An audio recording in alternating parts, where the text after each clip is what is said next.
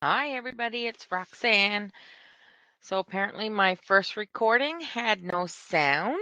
So, I am going to have to make a second recording. Yay! Anyway, I'm glad it's the really, really short one that had no sound. So, that's good.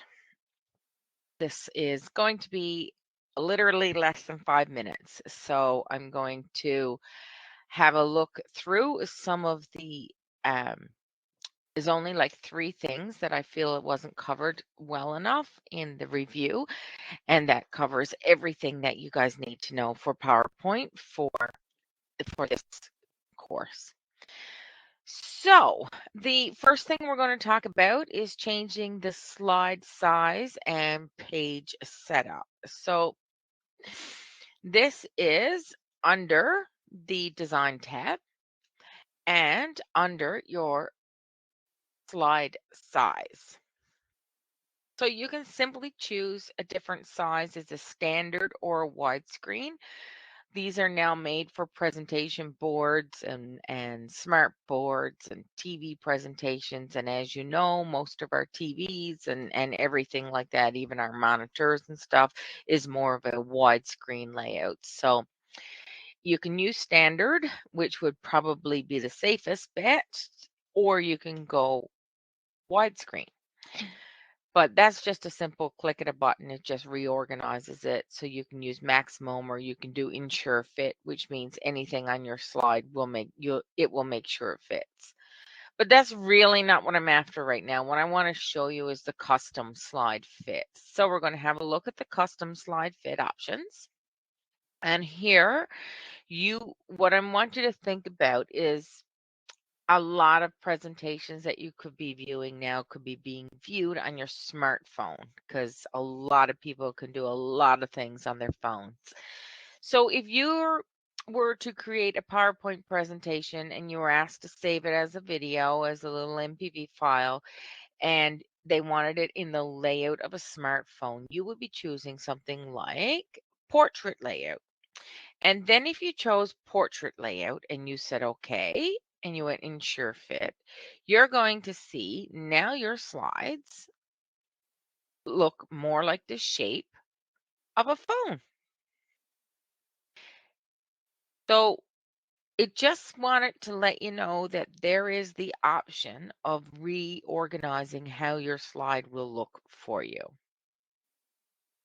Okay, so even if we went maximize it, and now it's gone back to landscape for us.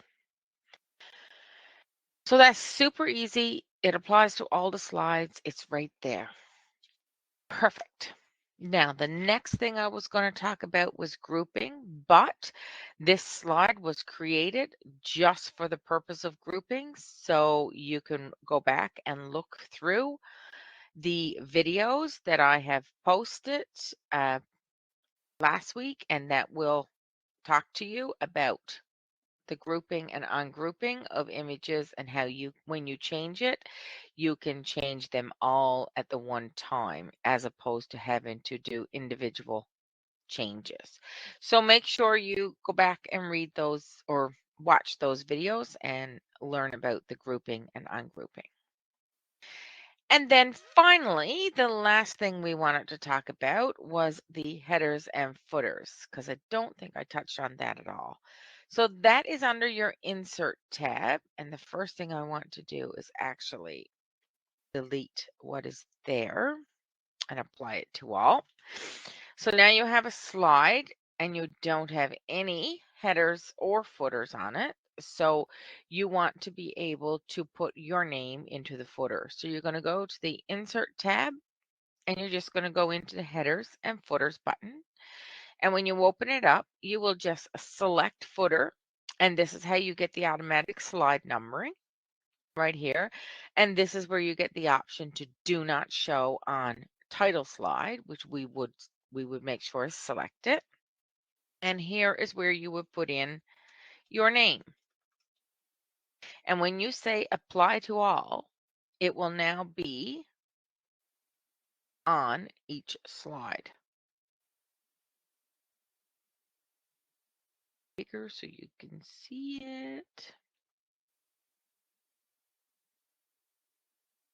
You're going to have your slide number. There you go. You have your big 8.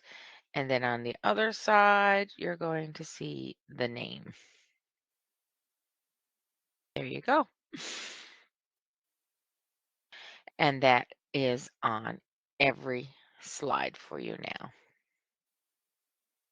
Okay.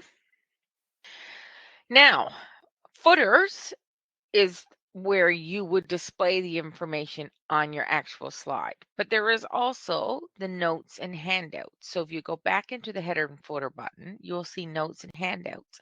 And here is where you have the option right here of applying a header. So if you didn't want your name on the actual slide, but you wanted it on the information that was printed out, then you would put your name here.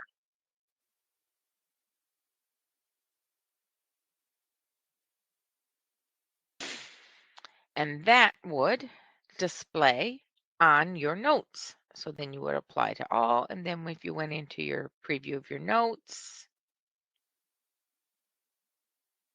and you can choose how you want to print and what you want to print. And if you want to print your notes page, now you will see your notes will have my name and the date automatically onto it.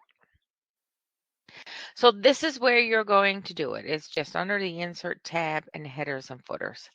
And that, my friends, covers everything in PowerPoint that you will need to know in addition to what we've already covered in these 2 chapters, Chapter 3 and Chapter 4.